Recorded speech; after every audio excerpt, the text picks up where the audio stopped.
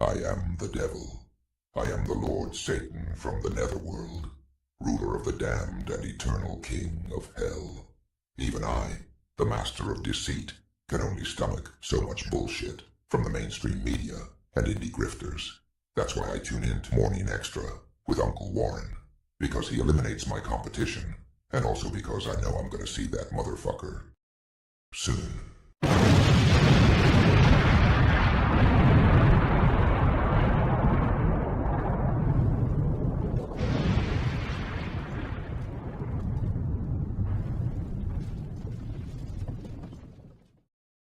Deo, Deo.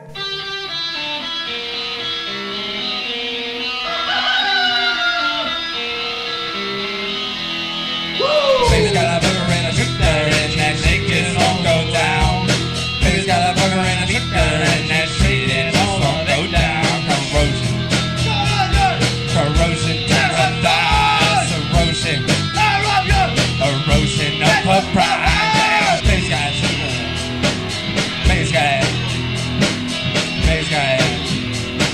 Corrosion now,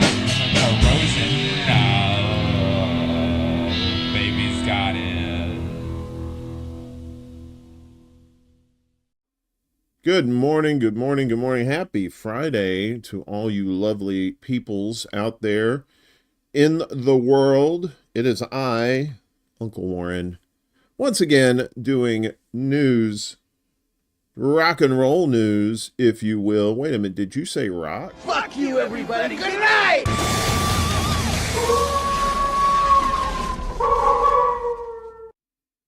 I just said you to me. I don't know what kind of weird juxtaposition that is. Good morning, everybody. We got Teresa over there on the rock fin. Good day to you too, lady. Meanwhile, back at the ranch over at YouTube, Chuck's Intergalactic UFO Show, Ranch Dressing does not have the right to defend itself. No, it doesn't. I mean, it's kind of tasty. You know, it's really an opinion thing. You know, some people like it, some people don't. I like all things food mostly, except for liver, and that's about it. I really like liver. Anything else I'll eat. I can stomach, as it were, but except for stomach. I can't eat stomach. We got Willie Bragg in the house. Good to see you. He said he just finished watching a free streaming of Night of Dark Shadows from 1971, which focused more on Angelique Collins with no connection to the Barnabas Collins storyline. I thought that was lame. Well, that's your opinion, Willie. You know, maybe the Barnabas thing. I don't know. I've never seen it, but I'll take your word for it. Desert Mantis in the house, too. Good day, fellow mutants. That's right. Speaking of mutants, we got a fun little kicker at this at the end of the show. Near and dear to my heart. And plus some promos and stuff and all the usual type shit. So, yeah, be sure to stick around for the whole show. Top to bottom, good stuff today. Might be a little bit shorter than it has been, but we have a pretty decent propaganda watch, too. Size-wise, that is. The stories themselves, not quite so decent. As always, my globally unique identifier, you. Yeah, exactly. Did you say, and I'm talking to me, there's no mirror here, but I am looking at myself in the OBS monitor here. So I guess technically I was saying you. I don't know. That's kind of like some split personality shit right there. Folks, don't forget, our buddy Chanda Masta is going through cancer treatment right now, lung cancer to be specific. If you can, please donate to her GoFundMe, which we got a link in the description down below. I know a lot of you our regulars already know about this. If you could spread the word, that would be great. You know, if you can't donate, just share out the link. I'm sure she would appreciate it. We would too. She's a good girl. We like she's already started chemo, and she's been dealing with that, and and of course there's always the costs associated with cancer treatment. They could probably cure cancer, but it's just not profitable. So, that's how we are in America. Yeah. Let's see here. Let me get this open here. I never have this ready. I don't know why. It's probably because once it gets in the glasses, dun, dun, dun. Oh, I'm blind.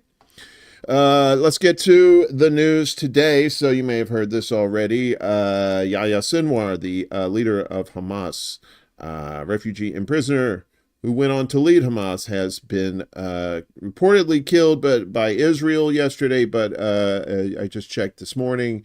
It has been confirmed by Hamas themselves that he was killed.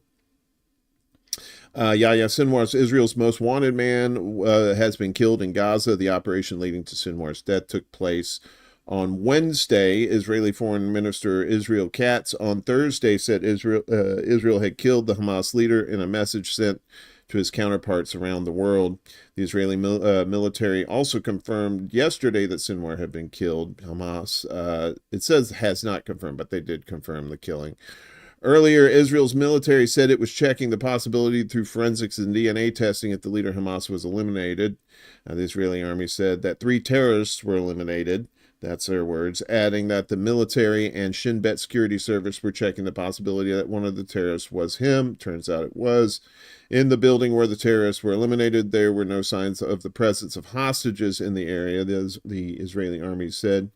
The 62-year-old became leader of Hamas in August, days after his predecessor, Ismail Haniyeh, was killed in an Israeli attack carried out in Tehran. You may remember that. Hey, good morning, Kenny, over there on the Facebookers. The Hamas confirm it? Yes, they did confirm it. I just saw that this morning. I think I saw that on Al Jazeera's site, so you can probably check that out there. So, student activist to longtime prisoner, Sinwar was born in Khan Yunis refugee camp in southern Gaza in 1962. His parents were forcibly displaced by Zionist militias from their home in Ascalon in 1948 during the Nakba, when 750,000 Palestinians were kicked out of their homes. That kind of DNA testing, Desert, is illegal. Finding out if you're actually homegrown Jewish or not, but finding, if you're a terrorist, a quote unquote terrorist, that's AC doozies. He read Arab studies at the Islamic University of Gaza, where he got his first taste for student politics and activism. It was at university in 1982 that he was arrested for the first time by Israeli authorities for involvement in anti-occupation activism. He was rearrested 3 years later and subsequently met Ahmed Yassin, who would go on to found Hamas.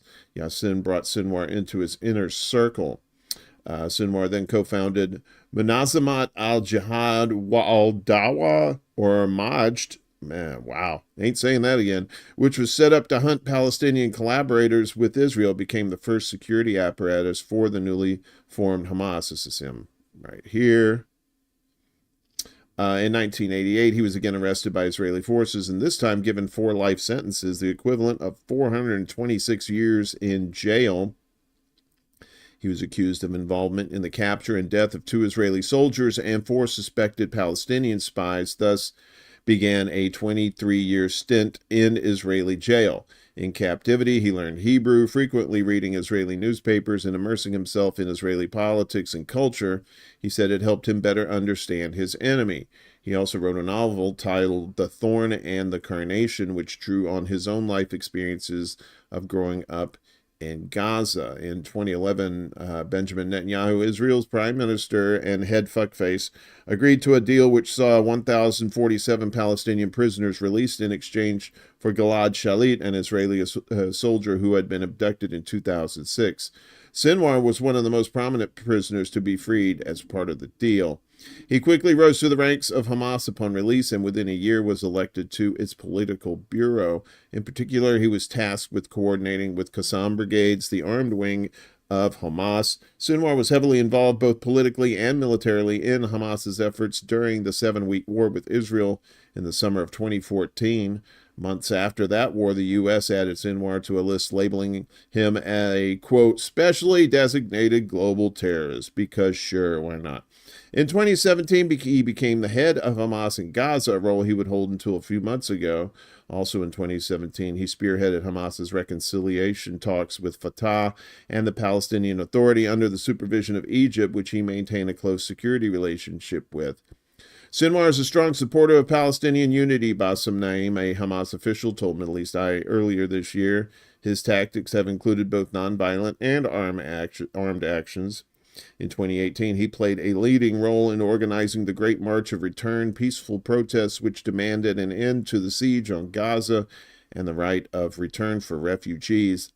It was brutally cracked down on by Israeli forces who killed 230 protesters. He also spearheaded Operation Sword of Jerusalem. Hamas is named for its operation in response to Israel's bombardment of Gaza between May 6th and May 21st in 2021. Most notably, he is thought to have been the architect of Operation Al-Aqsa Flood, the Palestinian group's name for its attack on October 7th last year. The surprise attack on southern Israel killed more than 1,100 people and captured 250 others who were taken to Gaza.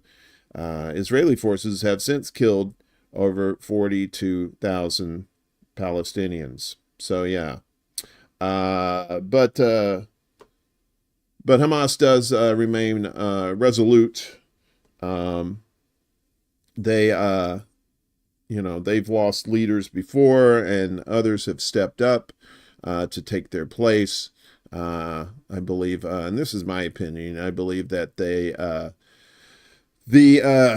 move to get Israel off of their lands and get their freedom back is the most important goal. And yes, leaders are going to fall by the wayside. But then, if you're really devoted to the cause, others will step up. Meanwhile, the U.S. Playing their Sergeant Schultz from Hogan's Heroes role. I know nothing. No U.S. role in Israel operation that killed Hamas leader, Pentagon says. Right. Sure. U.S. military said yesterday its forces had no role in the Israeli operation that killed Hamas leader Yahya Sinwar, even if U.S. intelligence has contributed to Israel's understanding of Hamas leaders who took hostages last year. So that means they did have some role in it. So they're already fucking lying there. This was an Israeli operation. There were no U.S. forces directly involved, said Air Force Major General Patrick Ryder, a Pentagon spokesperson. The United States has helped contribute information and intelligence as it relates to hostage recovery and the tracking and locating of Hamas leaders who have been responsible for holding hostages. And so certainly that contributes in general to the picture. But again, this was an Israeli operation, and I would refer you to them to talk about the details of how the operation went. Yeah, right. Like the cops, they're going to investigate themselves. So, like I said, they've lost a leader, but the atrocities still go on. Israel stops processing key commercial food imports to Gaza. Why are you not shocked? Israel has stopped processing requests from traders to import food to Gaza, according to 12 people involved in the trade, choking off a track that for the past 6 months supplied more than half of the besieged Palestinian territory's provisions.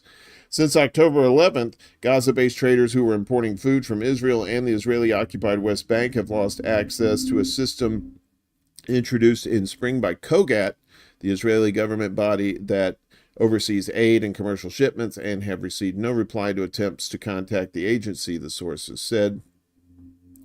The shift has driven the flow of goods arriving in Gaza to its lowest level since the start of the war. A Reuters analysis of official Israeli data shows the details of the halt in commercial goods into Gaza have not been previously reported. COGAT did not respond to Reuters' questions about commercial food imports and aid to Gaza. The agency says it does all it can to ensure that enough aid enters the coastal enclave and that Israel does not prevent the entry of humanitarian aid. Bullshit! Bullshit! It rejects allegations Israel has blocked supplies. Bullshit! Oh my goodness, sorry. Sweet liquor eases the pain. Between October 1st and October 16th, the overall flow of shipments to Gaza, including both aid and commercial goods, fell to a daily average of 29 trucks, according to COGAT statistics. That compares with a daily average of 175 trucks between May and September. The data shows commercial shipments, goods bought by local traders, trucked in after direct approval by COGAT, and then sold in marketplaces in Gaza, accounted for about 55% of the total during that period. Two sources involved in food supply said the reason for halting commercial shipments was because Israel worried that the Hamas militant group was receiving revenues from the imports. Right. Yeah, that's a nice little cover story. A Hamas spokesperson denied that the group had stolen food or used it for revenue and said it was trying to ensure the distribution of aid in Gaza. The commercial system's apparent closure came as Israel launched a new military operation against Hamas in northern Gaza, a parallel development that has obstructed humanitarian aid deliveries. The UN's World Food Program said in a statement on Sunday the operation cut off all aid deliveries through crossings in the north for at least 2 weeks this month. A series of measures by Israeli government departments and the military were already reducing food deliveries in Gaza. In August, Israeli authorities introduced a new customs rule on one aid channel and began scaling down the separate track of commercial goods. Plummeting volumes of aid into Gaza have prompted the United States to threaten to withhold military support. You better stop it or else we're going to pull that money. Yeah, we just kidding. You know you're going to get that money, baby. And fueled alarm over the risk of famine in Gaza. Global Food Security Monitor issued a fresh warning yesterday. The Integrated Food Security Phase Classification, the IPC, said the recent surge in hostilities might lead to double the number of people in Gaza with catastrophic hunger. Getting enough food to Gaza's 2.3 million people, almost all of whom have been displaced, has been one of the most fraught issues of the war. In May, the International Criminal Court prosecutors asked the court to issue an arrest warrant against Israel's prime minister and fuckface Benjamin Netanyahu, saying they suspected Israeli authorities had used the starvation of civilians as a method of warfare. Israeli authorities have denied this, of course, saying they facilitate food deliveries despite challenging conditions. Yeah, you keep bombing the fuck out of them. They have filed 2 official challenges to the ICC contesting the legality of the prosecutor's request and the court's jurisdiction. Following recent international criticism, COGAT said in statements this week that Israel had allowed scores of trucks of aid into Gaza, including dozens via crossings in the north. It did not provide full details or respond to Reuters' request for information for this story. Just trust them. Come on, just trust them. Before the war, some 500 trucks per day entered Gaza carrying a mix of aid and commercial imports such as food, building materials, and agricultural supplies. Reuters spoke to 5 Gaza-based importers, 2 businessmen sending goods from the West Bank, a Gaza-based business official, and 3 people involved in aid delivery. The situation is getting desperate, said Ibrahim Baraka, a resident of southern Gaza. We have some non-perishable aid, but there's virtually no fresh produce anymore. A kilo of onions is $15 in southern Gaza. His account was corroborated by 5 other residents, 7 traders, and 5 humanitarian workers. Yeah, so they're definitely starving them out over there in the guise of, oh, well, they're selling this and giving it to Hamas. And yeah, but that's still a good reason to starve people. Oh, is starving people now self-defense too? Right. So it's not only just food there. So Gaza hospitals say food, medicines running out amid ongoing Israeli offensive. Palestinian health officials called on Wednesday for a humanitarian corridor to 3 hospitals in northern Gaza that have come close to collapse as the Israeli occupation army has cut off the area for almost 2 weeks during its ongoing genocide in the besieged Gaza Strip, according to Reuters. Doctors at the Kamal Adwan al-Ada and Indonesian hospitals have refused to leave their patients despite evacuation orders issued by the Israeli military at the start of a major push into the Jabalia area of northern Gaza 12 days ago. We are calling on the international community, the Red Cross, and the World Health Organization to play their humanitarian role by opening up a corridor towards our healthcare system, says Hussam Abu Safia, director of Kamal Adwan Hospital. We are talking about more than 300 medical staff working at Kamal Adwan Hospital, and we can't provide even a single meal for them to be able to offer medical services safely. According to Hadil Obaid, a nursing supervisor at the Indonesian hospital where 28 patients are being treated, nothing has entered northern Gaza. People are starving. Obaid pointed out that only 1 meal is available per day to everyone, including doctors, nurses, patients, and their carers. It is a small amount, not enough for an adult. Medical supplies, she added, are running low due to the daily needs of the wounded. Hey, good morning, Rick. Good to see you. Good to see you. Happy Friday to you. Palestinian health officials said the new Israeli offensive has killed around 350 Palestinians in Jabalia and nearby areas. In Gaza City on Wednesday, an Israeli airstrike on a house killed 13 people, according to medics there. In its daily update, the Gaza Health Ministry said Israeli military strikes had killed 65 Palestinians across the enclave in the last 24 hours. The dire humanitarian situation has prompted worldwide alarm, with the U.S., Israel's biggest military backer, pretending to give a fuck and issuing strong warnings that Israel must improve the situation or they're going to lose their sugar daddy. Speaking of Reuters, in Istanbul, senior Hamas official Bassem Naim said that the U.S. demands showed that Washington and Israel had only tactical differences while looking for ways to implement the same goals. Of course, those bombs aren't going to sell themselves. Naim noted that it was difficult to have faith in Washington's call for more aid and humanitarian relief for Gaza when it is providing billions of dollars worth of weapons and security assistance to Israel. It's what the scholars call hypocrites. You know what I'm saying?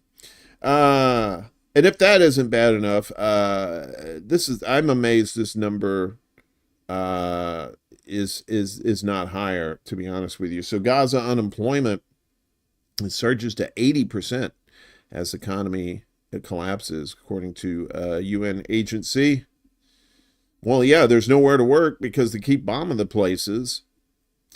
Unemployment in Gaza has soared to nearly 80% since the Israel-Hamas war erupted, with the devastated enclave's economy in almost total collapse.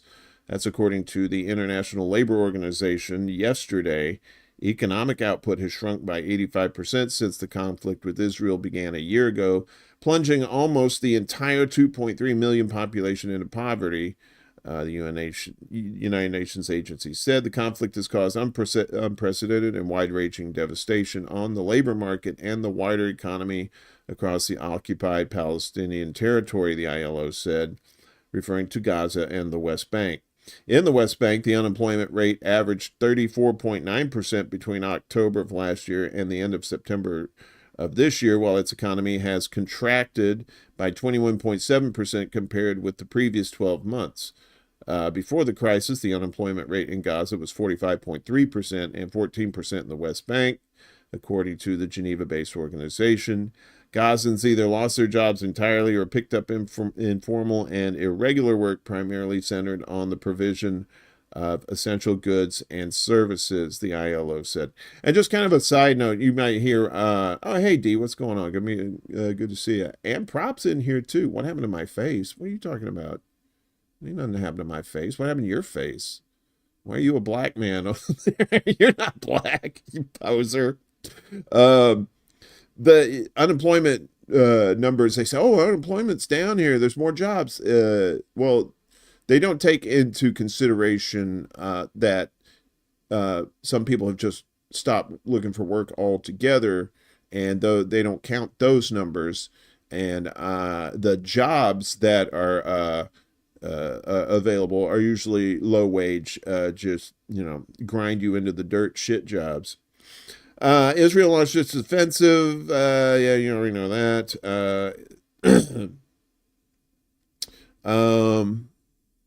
The crisis is spilled into the West Bank, where Israeli barriers to movement of persons and goods, coupled with broader trade restrictions and supply chain disruptions, have severely impacted the economy.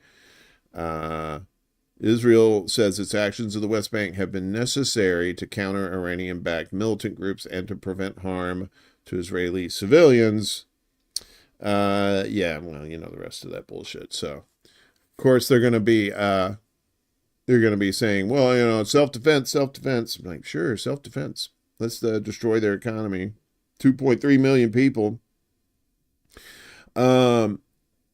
And you can see why Gaza and the people in the West Bank would question why the United States is not sincere about their efforts to stop this war, or even have some sort of empathy towards them, because the U.S. would not consider Israel arms embargo over forced starvation of Gaza.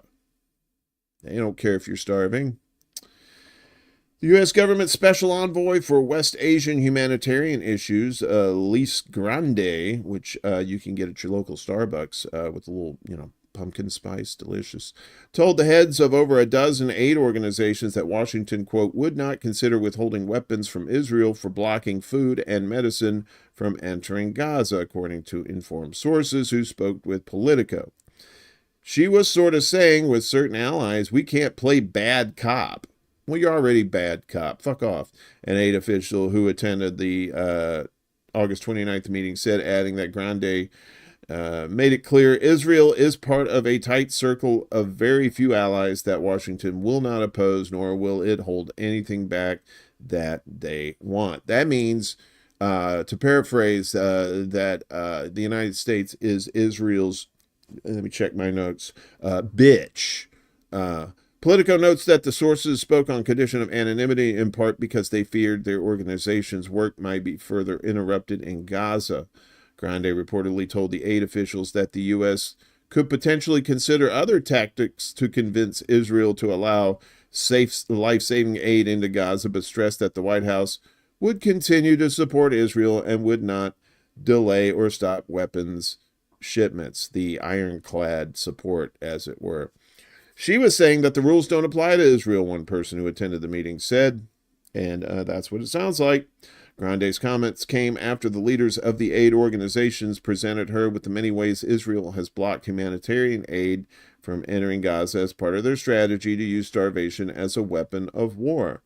The Politico report was published 3 days after U.S. Defense Secretary Lloyd Austin and Secretary of State Antony Blinken sent a letter to top Israeli officials giving them 30 days to ensure non-combatants have access to food and other necessities. Otherwise, we may give you another 30 days. Absent a change, the administration would be obliged to take steps laid out in laws and policies linking the facilitation of humanitarian aid during wartime and the compliance with laws of war, including the protection of civilians, to the provision of U.S. arms and military assistance, the Washington Post says.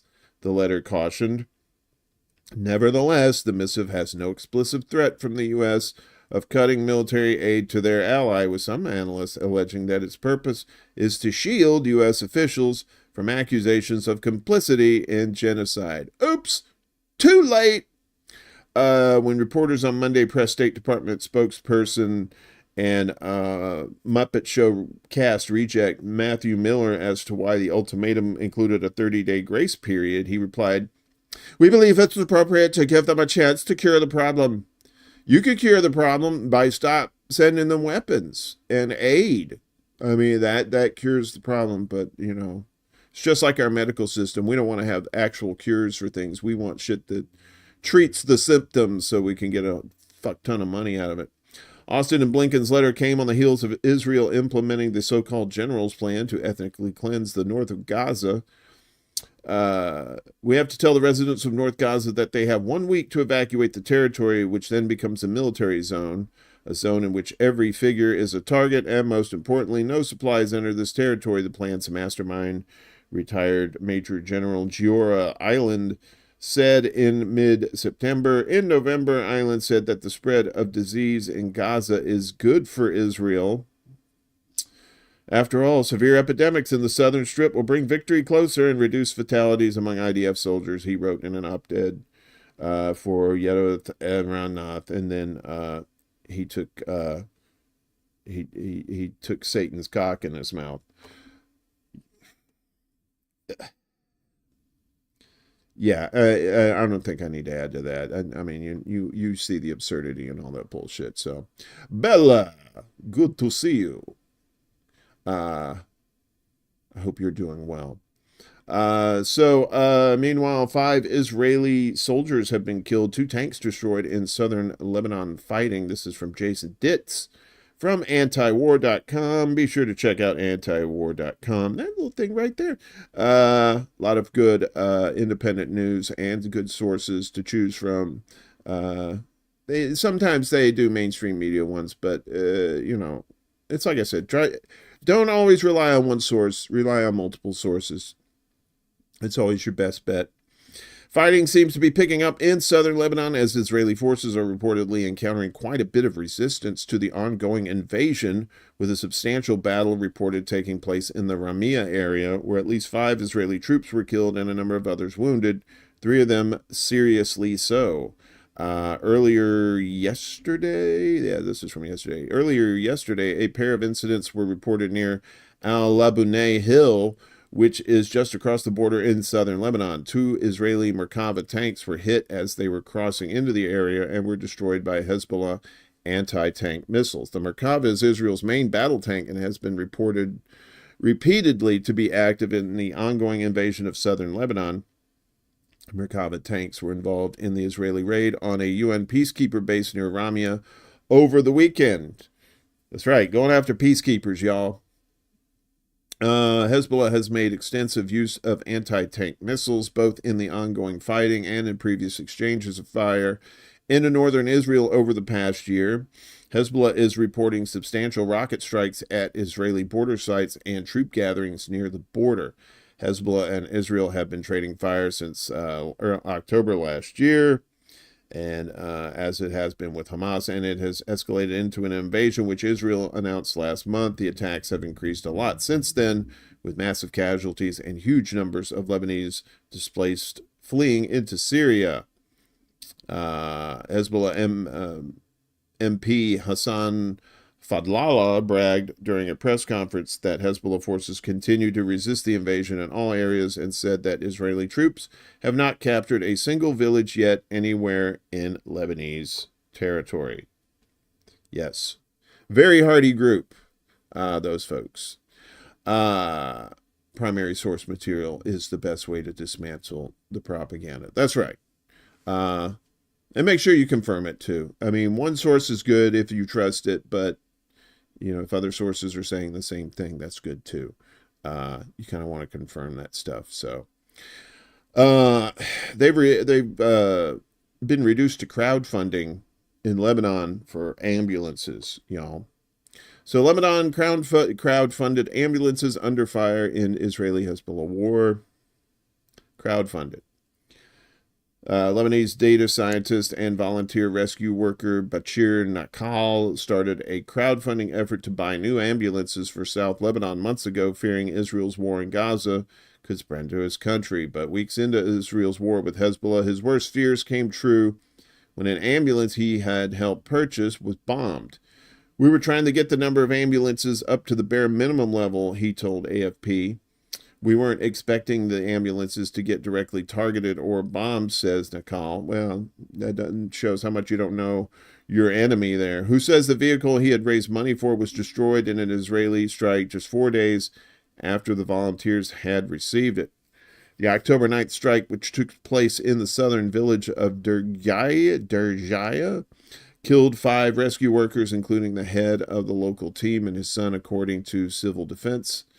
The incident was among what the United Nations says is a growing number of attacks on healthcare in Lebanon, with paramedics, first responders, and ambulances increasingly in the firing line. More attacks continue to be reported where ambulances and relief centers are targeted or hit in Lebanon. That's according to UN humanitarian agency OCHA, said after the strike. The Israeli army has accused Hezbollah of using ambulances to transport weapons and fighters, though it has yet to produce any evidence. And that's a theme in Israel. It's like, they're doing all this stuff. Oh, yeah, what evidence do you have?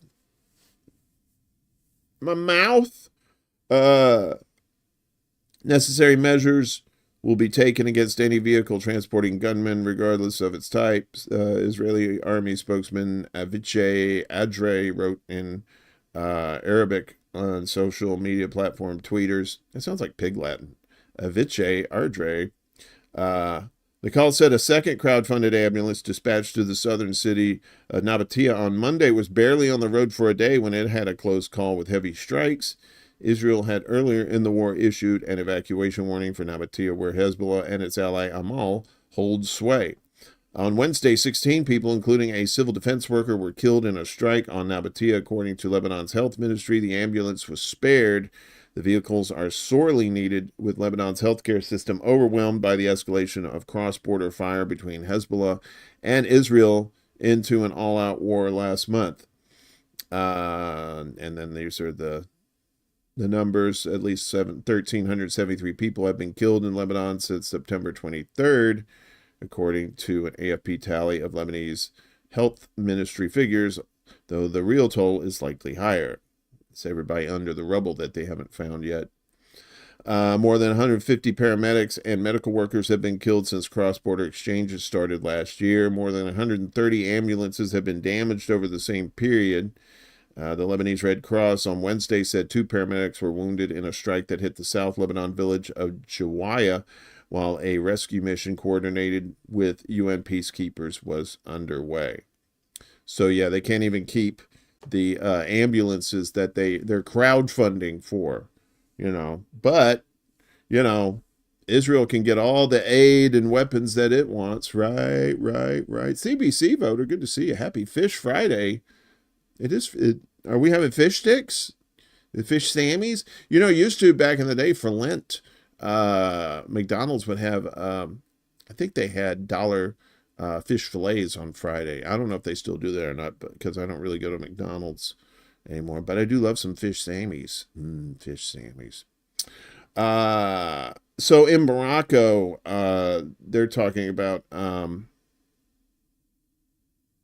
this citizenship law that could benefit Israeli soldiers.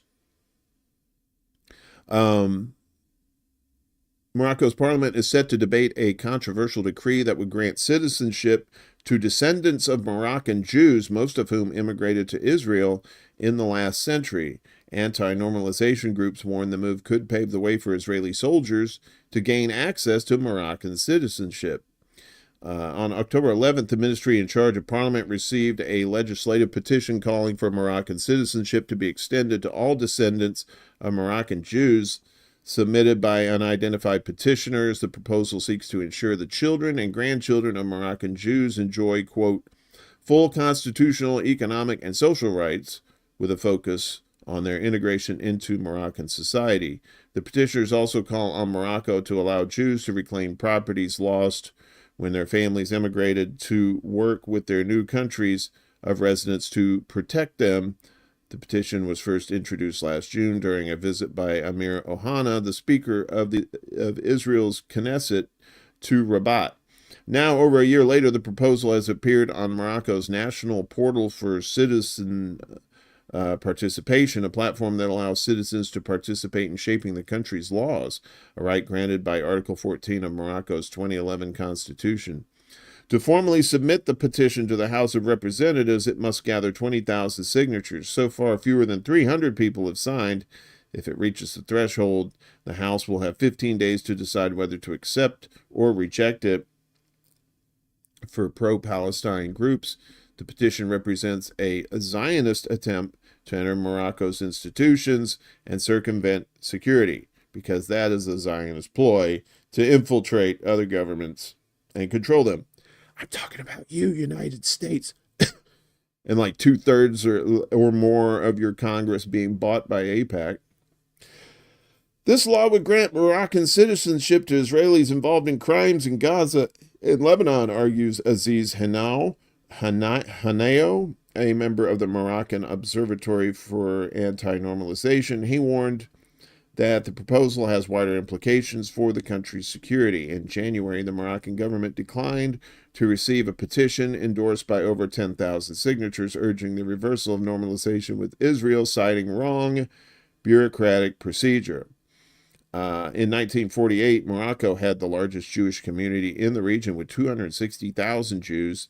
Between 1949 and 1967, 200,000 Moroccan Jews left Morocco following the establishment of Israel, seeking economic opportunities and safety amid the rise of anti-Jewish sentiment within the Moroccan nationalist movement. Another 50,000 followed in the 1970s and 80s. Today, roughly 90% of the Jewish diaspora Moroccan origin lives in Israel, with the remaining 10% spread across France, Spain, the U.S., Canada, and Latin America. When they immigrated, many renounced their Moroccan citizenship to ease integration into Israeli society, especially since Morocco was still officially opposed to ties with Israel at the time. However, since the two countries normalized relations in 2020, the possibility of reclaiming Moroccan citizenship has resurfaced. Today, an estimated 1 million Jews of Moroccan origin live in Israel, although it's unclear how many still hold Moroccan citizenship. So yeah, that's Morocco right there. Sound like, hey, wait, let's pump the brakes. I don't know. They only have like 300 or what was that they say? I can't remember, but I don't know if it's going to pass there. Say what you will about the new Italian prime minister for abroad. She's got some stones on her, that's for sure. So Italy prime minister announces arms embargo on Israel. This is her right there. This is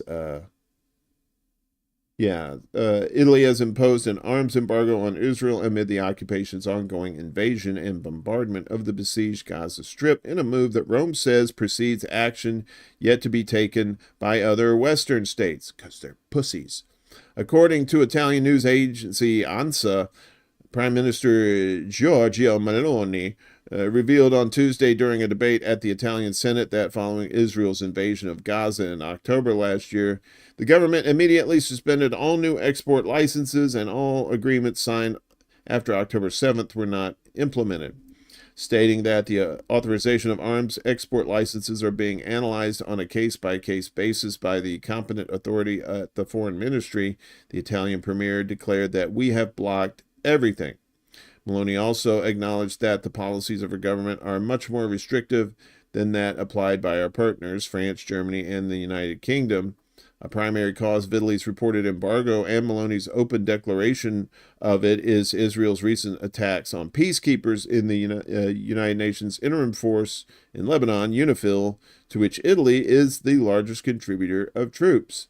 Funny how that works, where it's just like, you know what, you're attacking our troops, our peacekeeping troops. If you want more weapons to do that, go fuck off. The Italian prime minister condemned those attacks at the Senate, stating that even if there had been no casualties or extensive damage, I think that Israel's attack on UNIFIL cannot be considered acceptable. The revelation also comes after Italian opposition leader of the party, Five Star Movement, Giuseppe Conte, called for such an embargo, as well as the establishment of Palestinian statehood in an Instagram post. And I believe Maloney is a conservative. She's like considered far right too. Well, in this instance, I consider her far out. Yeah. But you know, you got to pick your battles there. And it's not just the Middle East where there's poverty. This is an astounding figure. There's like 8 billion people on this planet now, right? And about a little more than 1/8 of the world's population are poor as fuck. This is from Common Dreams and Julia Conley. Violent conflicts trap world's poorest as 1.1 billion face acute poverty. Violent conflicts have contributed to pushing nearly 500 million people across the globe into acute poverty and have made it harder for people to find their way out of extreme deprivation, according to a new United Nations report released yesterday, the International Day for the Eradication of Poverty. The UN Development Program, UNDP, joined the Oxford Poverty and Human Development Initiative, the OPHI, in publishing the latest update of the Multidimensional Poverty Index, the MPI, that's a lot of letters, which measures acute poverty in 112 countries that are home to 6.3 billion people, a majority of the global population. So that's just 6.3 people. It's not taking into account the other 1.7 billion people, I'm sure. So that 1.1 billion should be larger in retrospect. Researchers determined that 1.1 billion people are living in poverty and 455 million of them are struggling to afford basic necessities while living in the shadow of conflict. Conflicts have intensified and multiplied in recent years, reaching new highs in casualties, displacing record millions of people and causing widespread disruption to lives and livelihood, said Achim Steiner, administrator of UNDP. The new research, he said, shows that of the 1.1 billion people living in multidimensional poverty, almost 500 million live in countries exposed to violent conflict.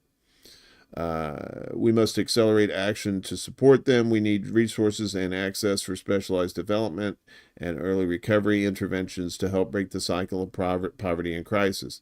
And I'm sure the West's foreign policies have nothing to do with this whatsoever. The communities studied by the groups face persistent deprivation of adequate housing, sanitation, electricity, cooking fuel, nutrition, and education, with well over half of the 1.1 billion poor people in the study facing undernourishment or living with someone who is malnourished. UNDP and OPHI did find that countries have been able to significantly cut down on poverty in recent years, with 74 countries significantly reducing the incidence of poverty through investment in policies like cash transfer programs, child benefits, and nutritional services. Socialism, shut your mouth. The index released yesterday showed that roughly 584 people under 18 are now experiencing extreme poverty, accounting for nearly 20%. 584, that can't be right. That's going to be something like 584 million, maybe. Accounting for nearly 28% of children worldwide, comparatively about 13.5% of adults are living in acute poverty. Ending child poverty is a policy choice, said the UN Children's Fund, that's UNICEF. Countries that have made the choice have drastically reduced the number of children growing up in poverty. Yeah, it's all about policies. These austerity measures you see most in the West too only benefit the top 1%. But you already knew that because you're smart people. India is home to the largest number of people in extreme poverty, affecting 234 million of its population of 1.4 billion. Nearly half of the world's 1.1 billion poor people live in India, Pakistan, Ethiopia, Nigeria, and the Democratic Republic of the Congo. John Kemper, good morning, sir. Just a quick aside here. John became one of our latest Patreon members. I appreciate you, John. I got your name and all the things. So flashing lights, Hollywood, here we come. I really do appreciate that. Thanks, John. You've always been a good supporter of the show anyway, just like everybody else. But the financial part helps too. So I'm not gonna lie. Steiner emphasized that many countries in the global south are being suffocated by debt repayments to the World Bank and the International Monetary Fund, the IMF, hindering efforts to reduce or eradicate poverty. I'm going to eradicate this cottonmouth. Onerous debt burdens continue to impede progress on tackling poverty in many developing countries, said Steiner. On average, low-income countries allocate more than twice as much funding to servicing net interest payments as they do to pay for health or education services. Without accelerating poverty reduction efforts, fewer than 3 in 10 countries. Hey, Kate. Good morning, dear. Good to see you. Fewer than 3 in 10 countries are expected to be able to cut in half poverty rates by the end of the decade. I never liked that word, halve. It's just like some atrocious word. With nearly half of the world's acute poverty affecting people in conflict zones or countries with low peacefulness. That would be war-torn areas. OPHI Director Sabina Al-Kiri warned, "We cannot end poverty without investing in peace." That's a good quote right there. We cannot end poverty without investing in peace. In countries and territories with protracted conflicts like South Sudan, the Democratic Republic of Congo, Yemen, and Gaza, poverty is not their only struggle. In countries at war, over 1 in 3 people are poor, 34.8%, whereas in non-conflict affected countries, it's 1 in 9, so a little over 10%, according to the Uppsala Conflict Data Program. And sadly, poverty reduction is slower in conflict settings, so the poor in conflict settings are being left behind. These numbers compel a response. Max RJ, good morning. North Carolina is amongst the worst of the working poor. You're absolutely right. CJ, good to see you too. Halverson, stop it. Communities in place with violent conflicts experience markedly more severe disparities in nutrition, electricity access, and access to clean water and sanitation. The index was published as the Integrated Food Security Phase Classification. A global authority on food insecurity found that 41% of Palestinians in Gaza will face catastrophic levels of hunger in the coming months. Independent UN experts have already determined that Israel's year-long assault on Gaza has pushed the enclave into famine. Famine was declared in a refugee camp in North Darfur, Sudan in August after more than a year of a civil war that has displaced 10 million people and blocked aid deliveries. Steiner said that on the International Day for the Eradication of Poverty, the UN is calling for the consideration of a neglected dimension of poverty, the social and institutional maltreatment faced by people living in poverty, augmented by conflict and lack of peace, or war, as it would be called. Whether experienced through negative attitudes, stigma, discrimination, or through the structural violence embedded in institution, it represents a denial of fundamental human rights, from unequal access to education, healthcare, social protection, jobs, or illegal identity. Prejudicial policies that exclude those living in poverty further perpetrate cycles of inequality and exclusion. Yeah. So more and more people are getting poor.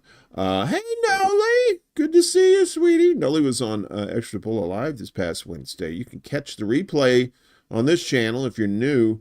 Be sure to like and subscribe too while you're at Daddy Like.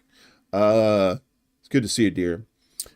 So poverty is happening everywhere when there's more emphasis on war and paying for munitions rather than taking care of your people. So I know a lot of people have been talking about everybody. I'm going to do my Trump. Everybody's talking about it. Everybody's talking about Russia and Israel. You know, how you have Russia and Ukraine, and then you have Israel and Gaza as two separate things. And what's the crossover? Well, Russia tells Israel to not even consider attacking Iran nuclear facilities. That's according to their paper TASS, which is short for this ass. No, I'm just kidding. That's not what it is. I don't know what it is. I don't know Russian. Russia is warning Israel not to even consider striking Iranian nuclear facilities, state news agency TASS quoted Foreign Minister Sergei Ryabkov as saying on Thursday. That's according to Reuters.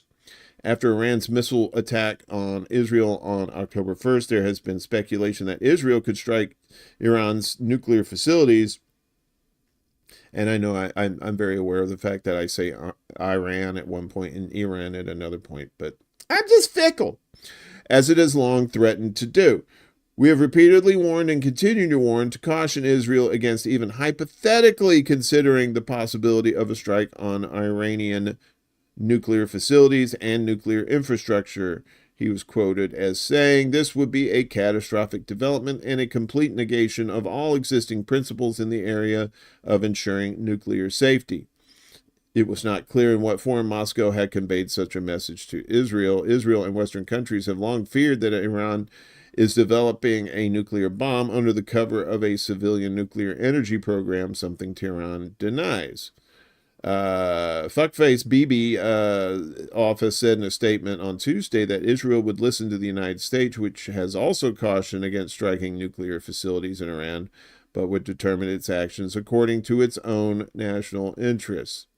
And probably one of their national interests is making it a regional war. And what better way to create a regional war, or possibly World War III, than to blow up a nuclear plant in Iran? The statement was attached to a Washington Post article which said Netanyahu had told President Joe Biden's administration that Israel would strike Iranian military targets, not nuclear or oil targets.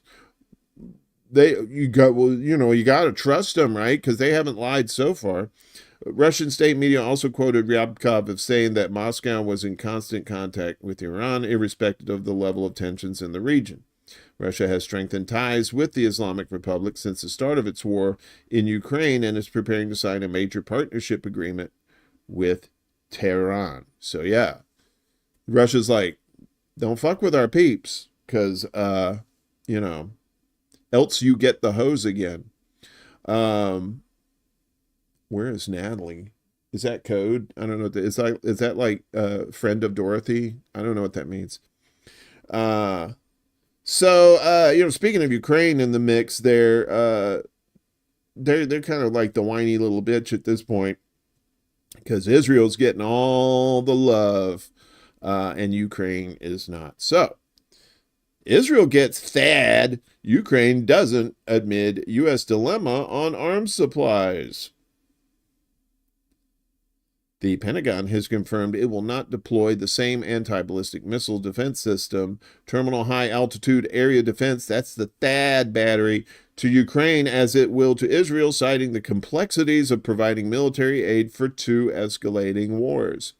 While the U.S. has been a major donor of military support to Ukraine since the war began, it is also addressing Israel's constant need for genocide. I'm sorry, I read that wrong. Self-defense. Pentagon spokesperson Sabrina Singh emphasized the distinction between the two wars, raising concerns about whether bolstering Israel's defenses could impact U.S. support for Ukraine. Hey, global solidarity. Good to see you, man. Singh said Tuesday that the idea was different capabilities, different wars, different regions, different dicks in our mouth. Oh, I'm sorry, she didn't say that. Well, it was why the U.S. would not also deploy the THAAD system to Ukraine's EU neighbors, such as Romania, to protect the country from Russian attacks, alleged Russian attacks. The Financial Times earlier reported that former Deputy Assistant Secretary of Defense for the Middle East, Dana Stroul, has stated that Washington cannot continue to supply Ukraine and Israel at the same time, revealing that, quote, "we are reaching a tipping point." William D. Hartung, a senior research fellow at the Quincy Institute for Responsible Statecraft, stated that the Pentagon and allies could well break the bank as they remain pressured to fund Ukraine amid the escalation of aggression by Israel. And as somebody just pointed out earlier, I think Max pointed that out. Meanwhile, North Carolina can't even get electrical equipment so they can get electricity back there. Fuck you, Americans. Pull yourself up by the bootstraps. Oh, you don't have boots? You can't afford boots? Well, pretend you do. I'm sure that'll help. So Zelensky is desperate. He's he used to be the darling. He brought that Ukrainian flag with all the Nazi signatures on there, and everybody was like, "Yay, we love Nazis." And now he is his 15 minutes of fame are apparently up, but he still wants shit. So it's from Dave DeCamp over at antiwar.com. Zelensky says he needs NATO membership or nuclear weapons. Possibly a cheese sandwich thrown in the mix. That's a bridge too far, mister. Ukrainian president and Harry Potter character Voldemort Zelensky said on Thursday that Ukraine either needed to join NATO or obtain nuclear weapons, marking the first time since the Russian invasion that he suggested Ukraine should get nukes. Zelensky made the comments while addressing the EU's European Council in Brussels, the muscles from Brussels, saying he made the argument in a recent conversation with former President Donald Trump. Oh boy, it's going to hurt. In a conversation with Donald Trump, I said, this is our situation. What way out do we have? Either Ukraine will have nuclear weapons, which for us will be a defense, or we'll need to have some sort of alliance besides NATO. But today, we know of no other alliance. Oh, damn. God, do you have to be a Nazi to talk like that? Ugh. Yikes. Sorry, folks. I ain't doing that again. NATO countries today are not at war. NATO countries are not fighting. In NATO countries, people are still alive. Thank God. That is why we choose NATO, not nuclear weapons. And Donald Trump heard me. He said, you have a just argument, he added. Later at a press conference with NATO Secretary General Mark Rutte, Zelensky downplayed his comment, saying, we never spoke about this, that we are preparing to create nuclear weapons or something like this. So basically he's like, we don't want to create nuclear weapons. But if you give us some, that'd be cool, right? In his address to the European Council, Zelensky referenced the 1994 Budapest memorandum under which Ukraine, Belarus, and Kazakhstan agreed to remove all Soviet nuclear weapons from their territory in exchange for security guarantees from the US, the UK, and Russia. While the nuclear weapons were on Ukraine's territory, they were still under Moscow's control following the dissolution of the Soviet Union.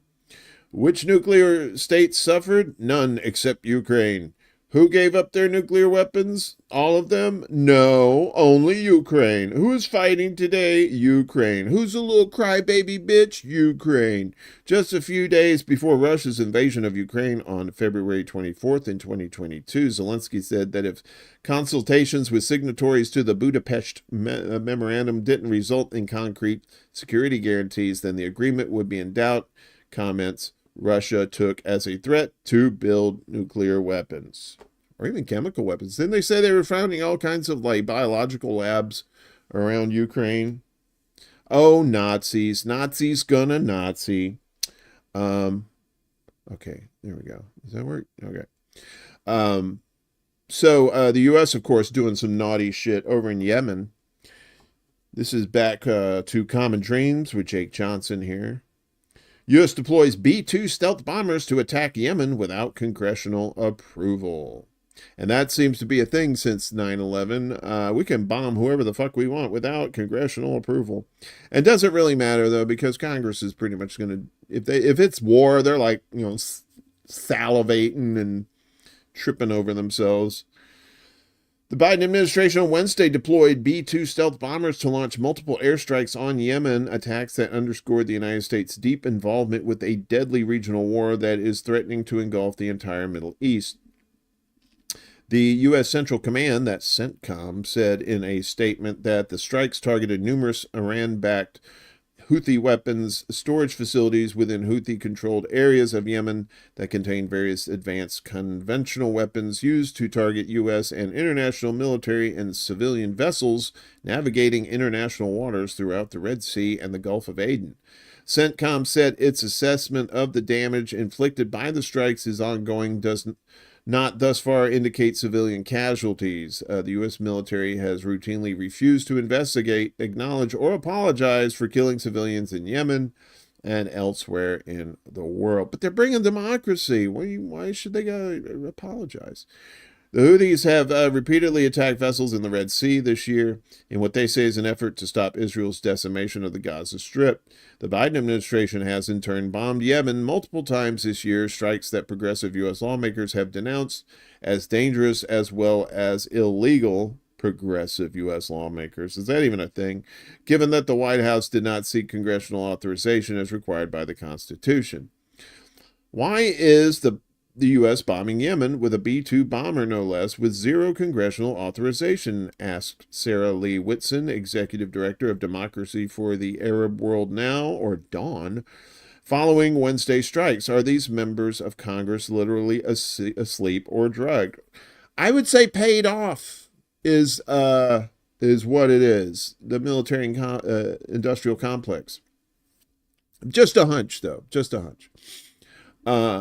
U.S. Secretary of Defense Lloyd Austin said Wednesday that at the direction of President Joe Biden, he authorized these targeted strikes to further degrade the Houthis' capability to continue their destabilizing behavior and to protect and defend U.S. forces and personnel in one of the world's most critical waterways.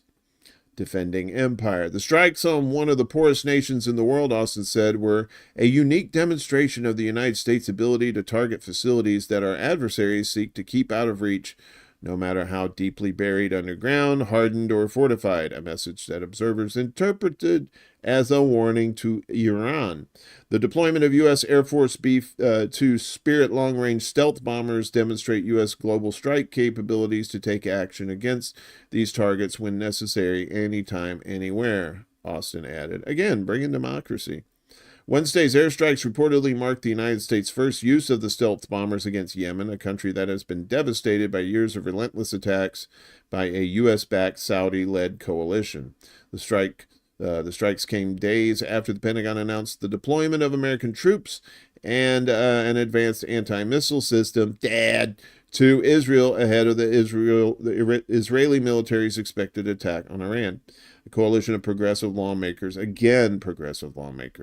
warned in response to the troop deployment that military force will not solve the challenge posed by Iran. I think they also provided a strongly worded letter, because that always works. We need meaningful de-escalation and diplomacy, not a wider war, the lawmakers said. Addressing the root causes is the only route to achieving long-term security and stability in the region. Nothing in current law authorizes the United States to conduct offensive military action against Iran. We risk becoming entangled in another catastrophic war that will inevitably harm innocent civilians and may cost billions of U.S. taxpayer dollars. Spoiler alert. Oops, too late. Speaking of military-industrial complex, Raytheon getting a nice little slap on the wrist to the tune of $1 billion. U.S. Raytheon fined nearly $1 billion for bribery and inflated contracts. Yes, those $10,000 toilets. Remember those? That's old school. U.S. weapons manufacturer Raytheon has been ordered by the U.S. government to pay over $950 million in fines, no jail time, for inflating federal contracts and bribing high-level foreign military officials, according to an announcement on Wednesday. A statement by the U.S. Justice Department indicated that Raytheon, a subsidiary of RTX, has not denied the claims and agreed to pay the fines. Oh, slap on the wrist, slap on the wrist. You're like, wow, $1 billion, that's nothing to sneeze at. Yeah, but they make billions and billions and billions and billions in profit. So it is a fucking slap on the wrist. The firm will enter into a 3-year deferred prosecution agreement to resolve the accusations, which include 2 counts of major fraud against the United States. Again, no jail time. Raytheon admitted to engaging in 2 separate schemes to defraud the Department of Defense in connection with the provision of defense articles and services, including Patriot missile systems and a radar system, the Justice Department's press release said. Prosecutors allege that between 2012 and 2013, and again from 2017 to 2018, Raytheon employees submitted false and fraudulent information to the Defense Department during contract negotiations for the sale of Patriot missile systems and the operation and maintenance of a radar system.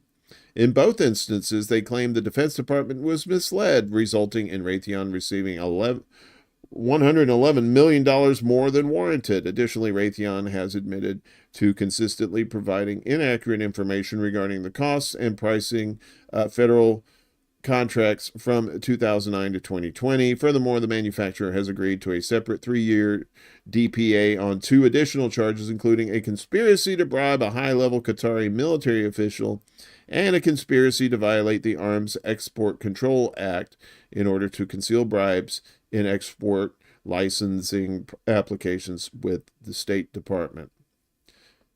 Yeah, so they're gonna pay some decent coin, but are they gonna get jail time?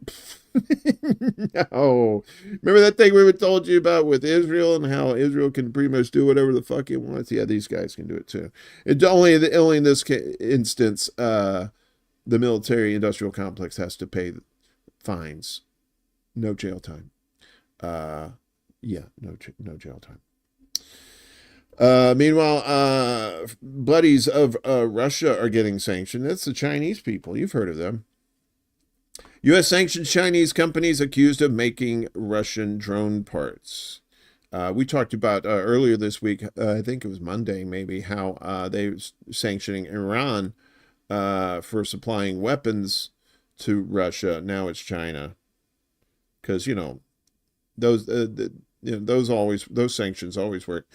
The U.S. Department of the Treasury has announced sanctions against Chinese makers of drone engines and parts that President Joe Biden's administration says have directly helped Russia mount long-range attacks in the war in Ukraine.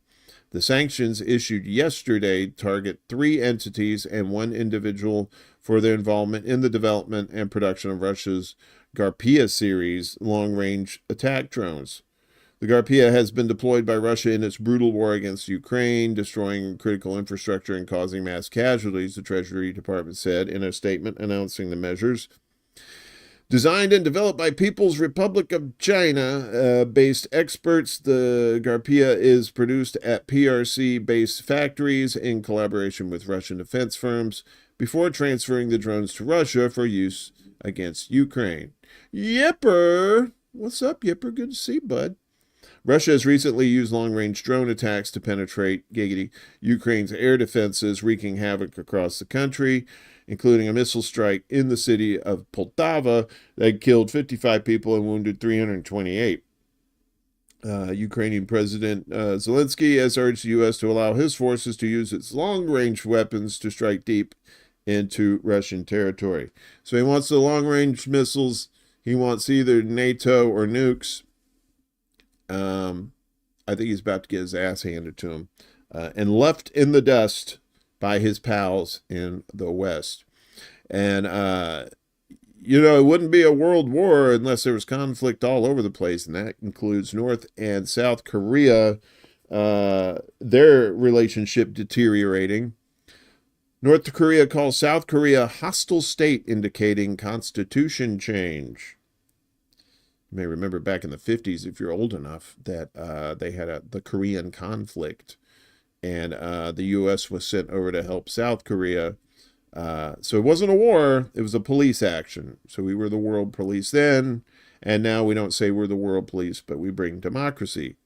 And that was basically what we were doing back then, too. Not that I was alive. I watched MASH. I know what's going on. North Korea has designated South Korea a hostile state, its state media said yesterday, confirming that its National Assembly had amended the Constitution in line with their leaders' vow to drop unification as a national goal. So apparently in their Constitution, they were trying to unify with the South. Now they're like, and to paraphrase, fuck those motherfuckers. The North's KCNA news agency reported that the military had blasted sections of road and rail links with South Korea on Tuesday as legitimate action against a hostile state as defined by the Constitution. 60-meter sections of the road and railway on the north side of the border were now completely blocked as part of a phased, complete separation of its territory from the south, it said. This is an inevitable and legitimate measure taken in keeping with the requirement of the DPRK Constitution, which clearly defines the ROK, that's the Republic of Korea, as a hostile state, KCNA said. Oh, it is a Republic of Korea. That was just a guess. Using the North's official name, the DPRK, and South Korea's the ROK. And if ROK, then I'm okay. If you are okay. KCNA cited a defense ministry spokesperson as saying the country would take further steps to permanently fortify the closed southern border, but did not mention any other changes to the Constitution that leader Kim Jong-un had ordered. And just a side note, KCNA has a kick-ass morning zoo. Be sure to check it out. Great rock and roll.